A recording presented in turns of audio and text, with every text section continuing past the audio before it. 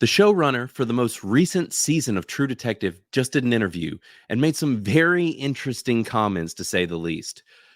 Peaky Blinders looks like it's making a return. We have some more progress on the Watch Dogs movie, which I had completely forgotten about. And Hostel is also coming back in a very odd way. Let's go ahead and do it.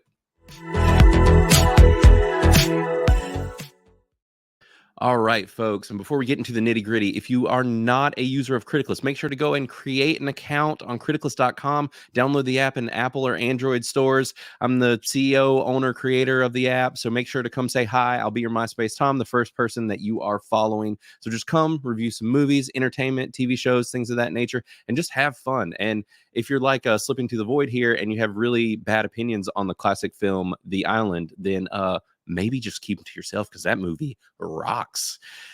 But yeah, so True Detective, this is really, really weird. So basically, what happened is the showrunner of the show, which we will get into the reception of the most recent season, which was praised and yet not, depending on who you asked. But if you read the title here, variety showrunners sit down. True Detective Night Country's creator, Issa Lopez, on shutting down haters and putting dead naked men on screen for fun. I saw this title and just couldn't not read as much of this article as I could kind of get through. It is very long. It's like a 30-minute interview that they did. So I just kind of cherry picked, pulled out, found the part where she's discussing this because I wanted to show it to you guys. But basically, this just follows in suit with a bit of what we were talking about kind of yesterday and with the new show Acolyte and the fact that we are getting this endless spate of these activist filmmakers and activist television. And the problem is that it tends to be the case that these activist creators really don't care that much about the quality that they're putting out, just as long as their activism is being pushed. And then they start doing interviews like this, and they turn out to be rather toxic. And they say things that if non-active activist folks that weren't trying to just push the message said, it would sound terrible. If a man made a show and was like, yeah, I just put like a whole pile of dead naked women in it because like that's fun, and they probably deserved it because karma and stuff, so like that's just what I like to do.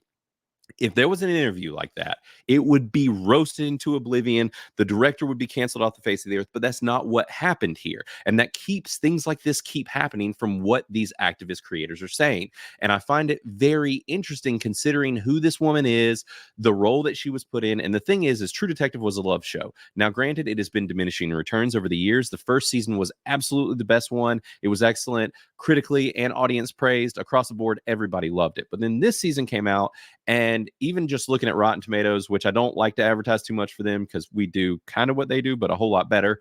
But basically, if you look at the score here, it was a 92% from critics, only 206 of them, and then 5,000 people at a 56%. And I guess if you were to ask even more people than this that tried to watch this, it would have an even lower score because there is a very niche audience that are actually reviewing things on Rotten Tomatoes anyways. But this show was pretty hated. I tried to watch it. It was awful. But I'm going to go ahead and take a look at this article that what she stated here, which was basically that she talks about how True Detective season 1, where it was two men finding and exploring the bodies of brutalized women, which that was the plot, but it wasn't capitalizing on that or poking at that in any kind of way. And it was very much about them wanting to solve this. But she goes, so all of these men of science, because I thought that the perfect place to create this eerie feeling was an Arctic research station. So what happens if these women find dead naked men for once, for fun?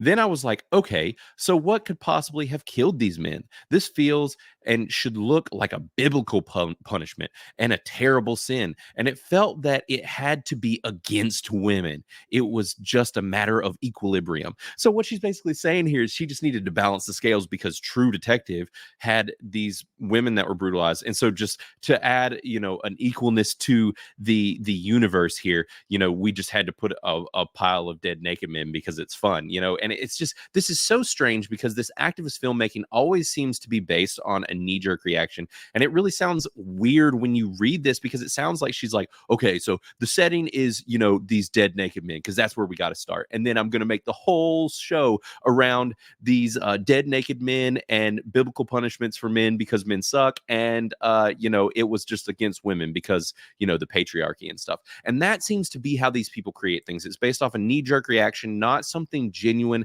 not trying to tell or create an interesting story. It's about the activism first, everything else second. And you can tell that by the way that they cast this thing, the way that it was wrote, and even just the hiring of this woman. Now, if you were to dig into her a little bit, back when the show came out, I did. And the thing is this woman has done nothing but Spanish-speaking things, just a whole bunch of them. A lot of them were telenovelas, and if you know anything about that, it's just soap operas. She wrote soap operas, and a lot of this show, she turned into kind of that, and it's just poorly written. It's not good. Like, it was the first episode or two was like, maybe this is intriguing, and then it turned into another thing of activist television where it just wasn't interesting. It was clearly based around the message and not actually something interesting. On top of that, just really bad writing, really bad storytelling, very unbelievable, poorly cast characters and written characters that just didn't feel realistic at all. And so this just doesn't really surprise me. And another thing that they did was dig into her basically having problems with the trolls, because you're not allowed to say anything bad about activist art, I guess you could call it, but it's not even really art. It's just them trying to push another message. And so, she's basically just like, oh, just mute everybody. And, down here, she comes back and gives the same narrative as always. And, but there was a sector of people that came just because the change in the series between the first and the second, and this was gender-based and was color-based. Okay, first off, there were 3 seasons of this show, which she clearly is not aware of before this season. And there was a black lead in the 3rd season as well. And so that just doesn't make sense. Now, granted, the other seasons were about men, but people aren't coming to you about that. It's probably because of the fact that these people that you cast, one of the leads just was not up for the task and was not a good actor. And it was clear that it was a very race-based type of casting, and it just didn't work. And so it's just, and you have 2 choices: engage or amplify, or move on to the people that are connecting with what you are trying to say and amplify that. And that's what I did. And the thing is it's like, anytime you say anything, it's just like with Acolyte. If you make a statement, then you're toxic, you're part of the bad fandom, and every complaint that you have is connected to the fact that, you're just toxic, and not that what I've created is not quality and is not good. And like the fact that they keep putting their activism first. And so I just found this interesting, coming off of Acolyte, that we have another high up within the industry.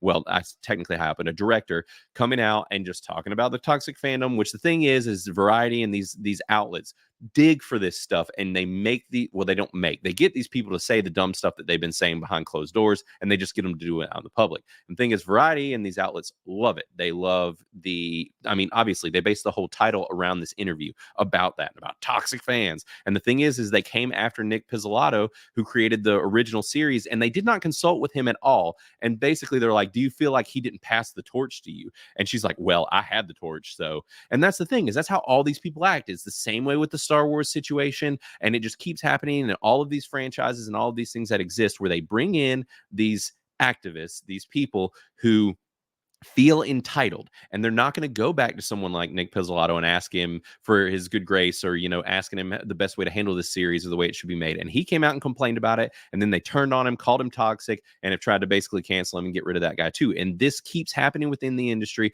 because of activists like this woman, and it is just destroying quality art. And that's what I hate. And this isn't even about grifting off of this. It really is about talking about the problems within this industry, and it's not going to get fixed until these people start realizing that they are the actual toxic ones. They are doing and saying the things that would have gotten many other people canceled. But the thing is they're just riding the wave, and they're safe with what the industry wants, what all of these institutions want. They are saying the right things, so they're safe. And that's the problem.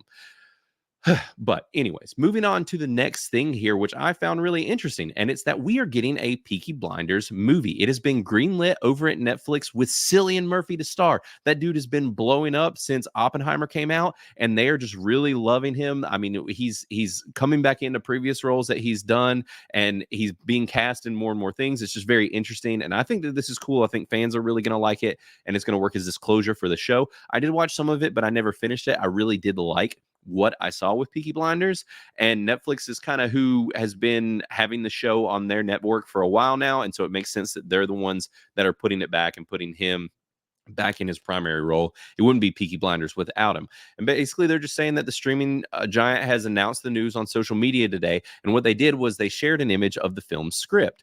So if you take a look down here, this was where Netflix shared it. Here's the script for the movie. So clearly, it is being written and worked on. So this thing is really rolling along, which is really cool. It says Deadline reports that production on Peaky Blinders movie is set to begin later this year.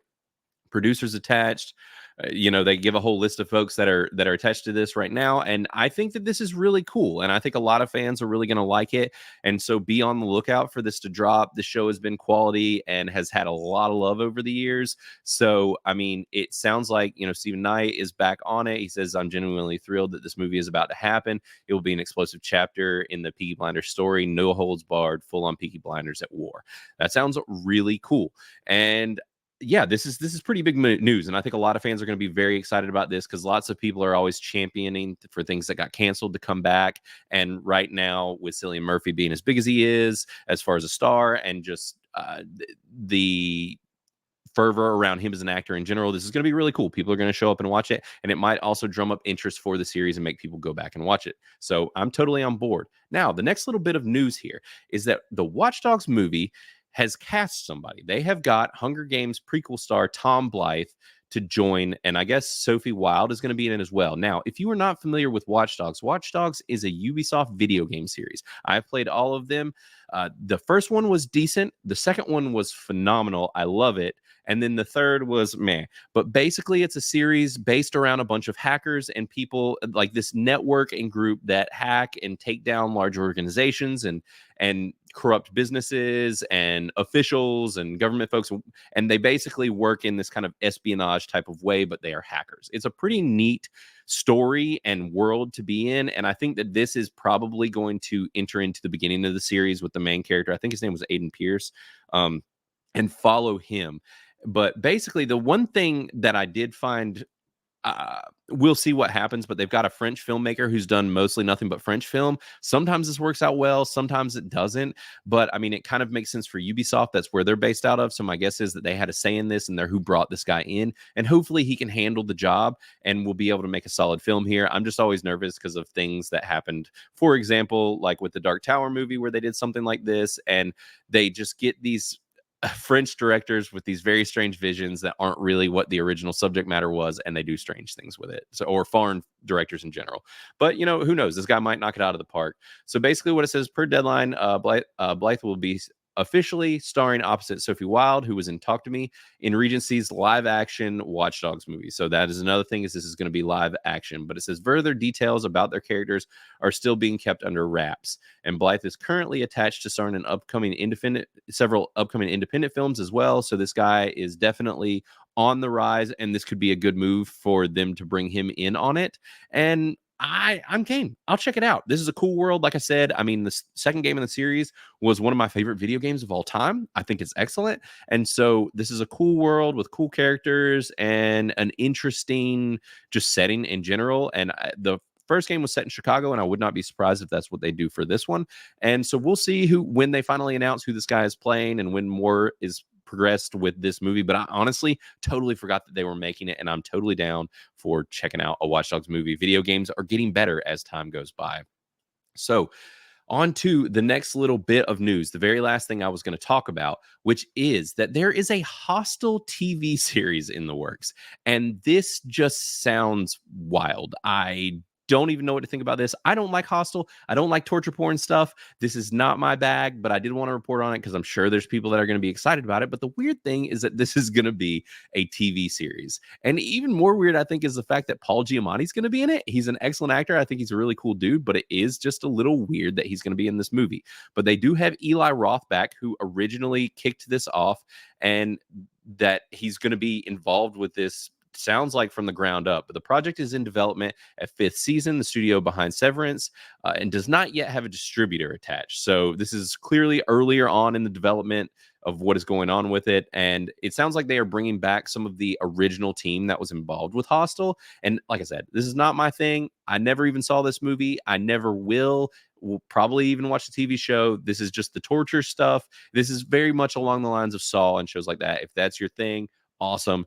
Definitely not mine. This one was way too close to reality because this was basically about how these hostels would kidnap people, take them into this underground organization, and let rich clients torture and kill them. And the thing is that, like, for me, this is way too close to home because it has come out and been known that this is the type of real thing that has happened and been done, especially since all the Epstein stuff has come out. The general public has been made more aware of these types of things. And this is just a little too close to home, a little too gross. And I am not really very cool with it. But hey, if it's you, I'm not going to yuck your yum here. But I mean, the original ones were made for cheap, made a lot of money. They break that down in the article as well. And they're saying that this is going to be a modern adaptation and a reinvention of what the original was. And the fact that Giamatti is on it is just kind of wild to me.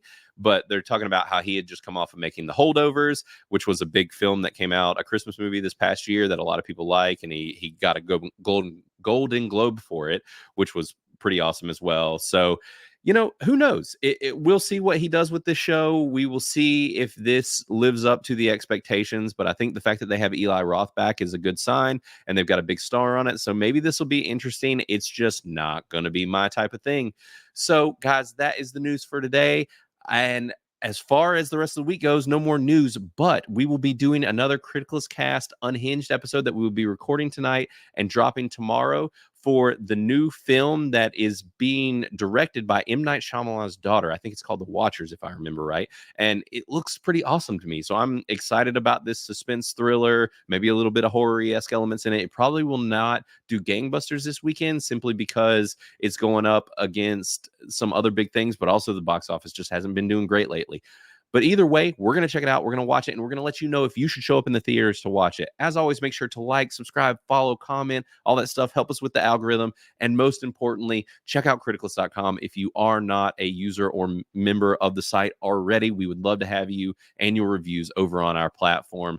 But until next time, guys, it's been real. Have a good weekend.